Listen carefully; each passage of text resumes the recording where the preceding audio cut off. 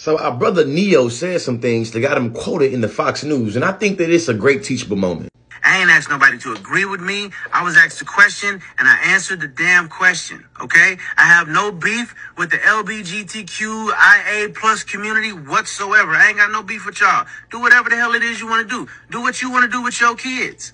However, somebody asked my opinion on this matter, and this is how I feel. I will never be okay with allowing a child to make a decision that detrimental to their life. I will never be okay with that. I don't care. I definitely plan to educate myself a little bit more on this matter. However, I doubt that there's any book anywhere or any opinion that somebody's going to tell me that's going to make me okay with letting a child make a decision like that. That's just period, point blank, and that's how I feel. If I get canceled for this, then you know what? Maybe this is a world where they don't need a Neo no more, all right?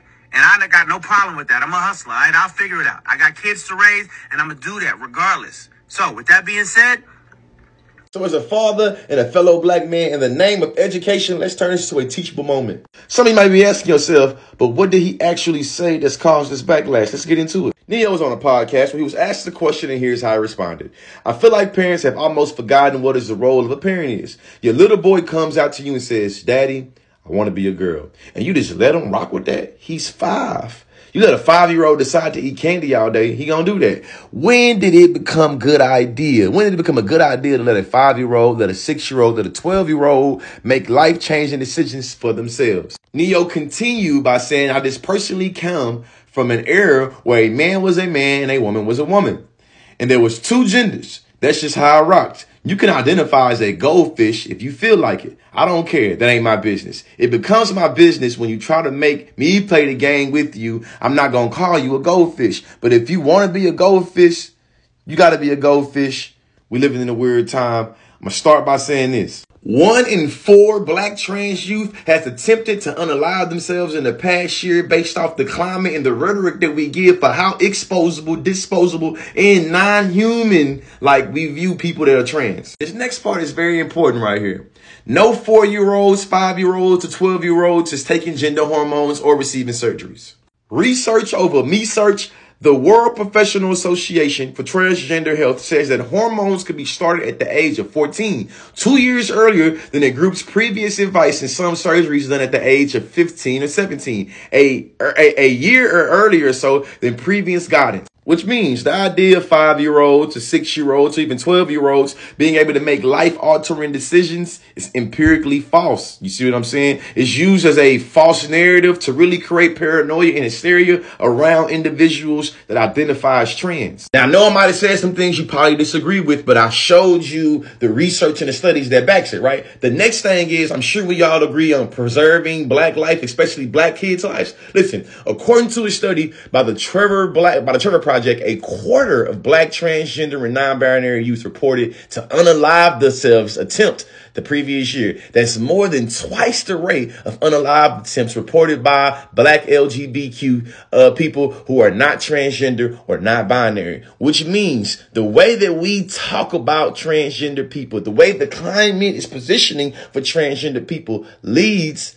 to studies like this. Or should I say the findings in studies like this? Now, Neo's from an era where men were men and women were women. But Neo was born in 1979. And the Stonewall riots happened in 1969, 10 years before he was born. And the Stonewall riots was kicked off because this black transgender woman, 10 years before he was born, started to fight back against police brutality, and it literally jumped off the entire Pride movement. Peep game, Marsha P. Johnson was born in 1945. Which means even back in your era and before you were born, Neo, this was already going on. Individuals identifying with genders that were not assigned at birth. This part right here important. I know you weren't trying to offend nobody. You see what I'm saying? I know a lot of individuals talk about the LGBTQIA plus community and be like, I ain't trying to offend nobody. I ain't trying to offend nobody. But then you will compare their identity to a goldfish or to eating candy.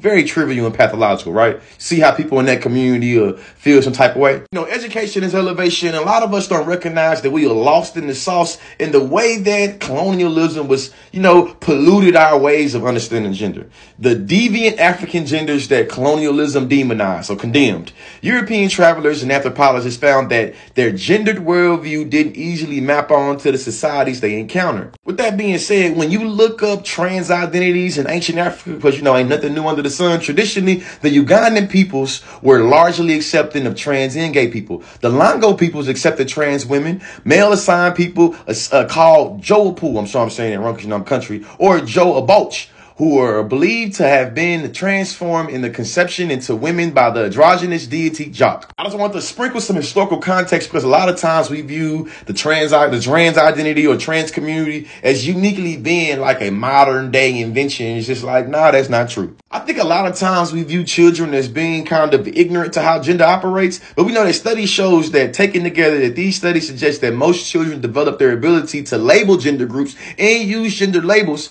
in their speech between 18 and 24 months. As opposed, the self-socialization theories recognize that this came from how we get kids to play with strongly stereotyped toys around gender. Let me get a little philosophical with you. In college, I learned this word called epistemology. It's a fancy word for knowledge production, and how I understand it is like, how do you know what you know and where do you get what you know? For instance, if you believe Christopher Columbus sailed the ocean blue in 1492, that's a particular epistemological understanding. If you believe that boys wear blue and girls wear pink, that is a particular epistemological understanding. Epistemology is defined as the theory of knowledge, especially in regard with methods, validity, and scope. Epistemology is the investigation of what distinguishes, justifies beliefs from opinions. What is your epistemological understandings of gender? Where did you learn gender? How did you come to understand gender? Where did your notions of gender come from? These are all epistemological questions that surround gender. I say this respectfully, but a lot of us have an epistemology of ignorance when it comes to our understandings